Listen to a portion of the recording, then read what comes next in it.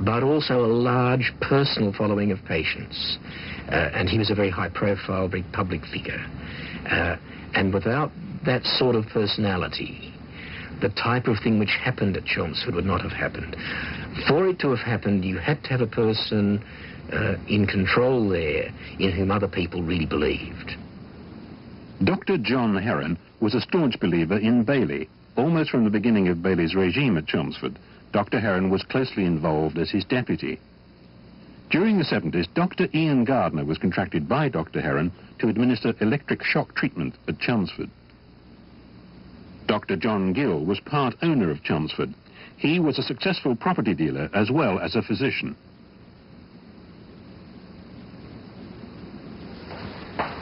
Of the 100 or so nurses who spent time at Chelmsford during the 15 years of deep sleep treatment, very few are willing to talk today. Marcia Fordry is an exception. Dr. Bailey was very adamant in relation to the depth of the sleep that his patients were kept at. He believed that the deeper they were, the more effective the treatment was. So he had the nurses believing that if they didn't keep them deep, they wouldn't get better. You know, it was almost like it'll be your fault, be it on your head if they start waking up and it doesn't work. You walk into his office, it's very opulent. There's the fish tank full of tropical fish and the plush carpets. And he wears these sort of fancy brocade jackets. He's quite, you know, expect him to be the sort of debonair type that smokes a cigar. Is very nice and very charming. And a lot of people have fallen for that charm. And, of course, I was only very young. And I went into his office, and the first thing I saw was a human brain on his desk in formaldehyde or whatever they put it in. And I said, "What's that?" He said, "Oh, that's the brain of a criminal I once operated on." Harry was very charismatic. He was an academic. He was interested in so many things. He was trying to learn Chinese.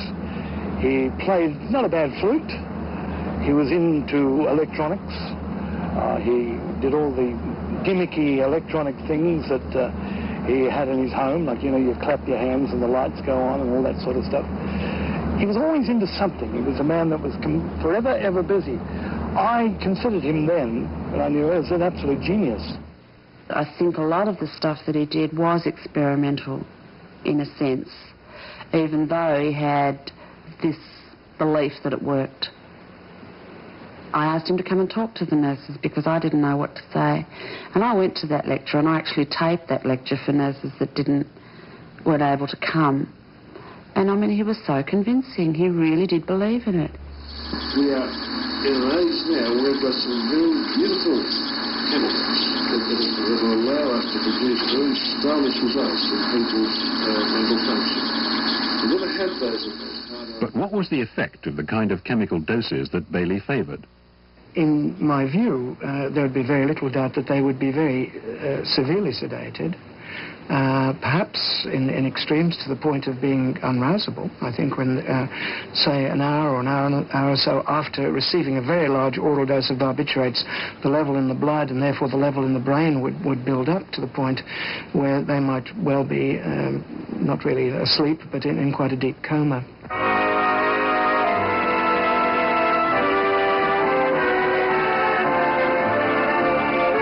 Bailey, the showbiz psychiatrist, also had showbiz patients.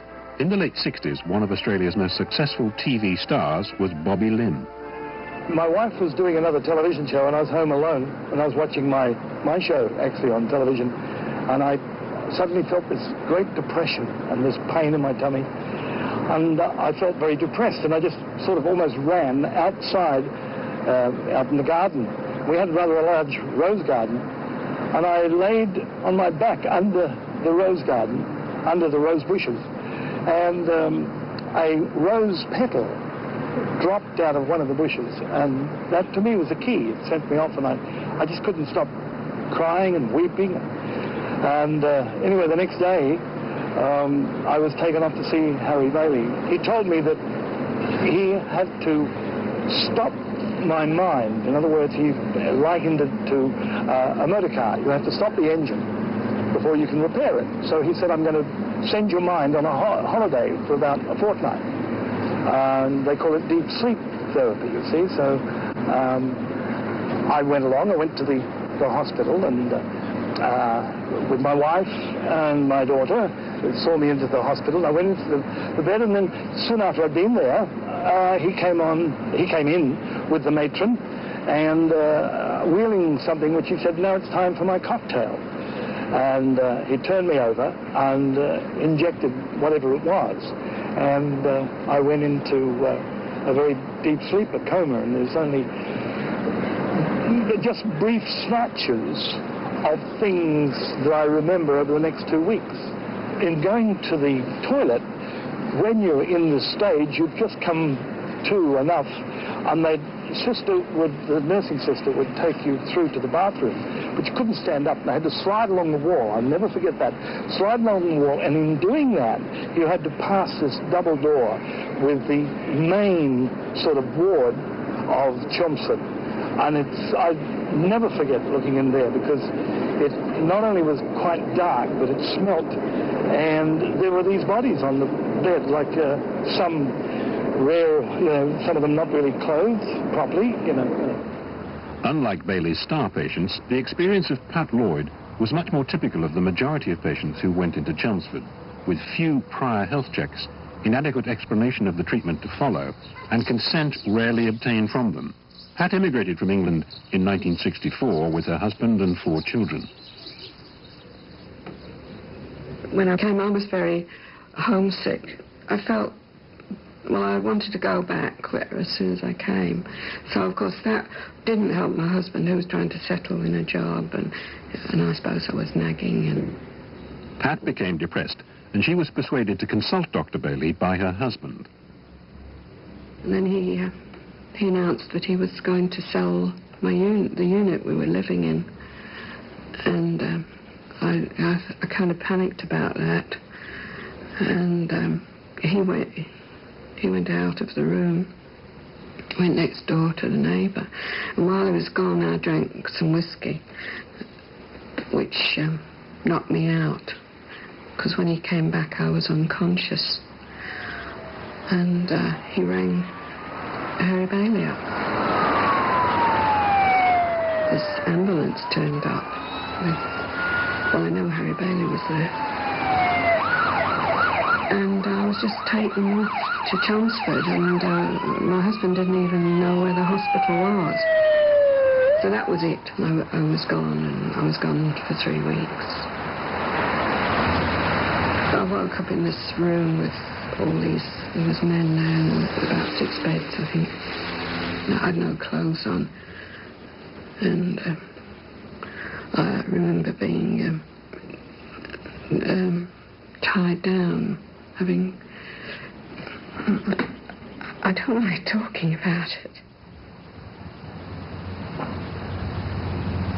Does it make you angry when you think about it? Yes, it does. Because it was such a... it took all your dignity away from you. I'm terribly sorry. Really, but it happens every time. I mean, I should be used to it now, talking about it. But it was just that room. I mean, it was horror, and the fact, they were all moaning and groaning, and I had something down my throat. And it was Listerine, and I remember Listerine